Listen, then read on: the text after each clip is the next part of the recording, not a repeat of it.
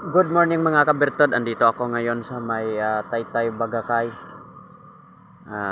Ayan, dito ako sa may Taytay Bagakay. Ipakita ko sa inyo, i-update ko sa inyo ulit yung bulkang Mount Canlaon. Ayun oh, yung may aso. Ayun, yung pinakatuktok, yun yung Mount Canlaon. Ayun yung umuusok pa.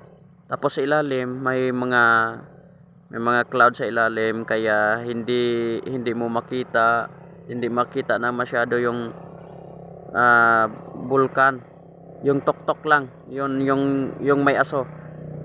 Yun yung pinakatuktok. Yung kitaon yung aso yon. Yan yung Mount Canlaon. Sa ilalim ay hindi mo masyadong makita dahil ay may clouds. Ayan. Maraming salamat mga kabertod sa inyong walang sawang pagsuporta sa aking channel. Bye bye.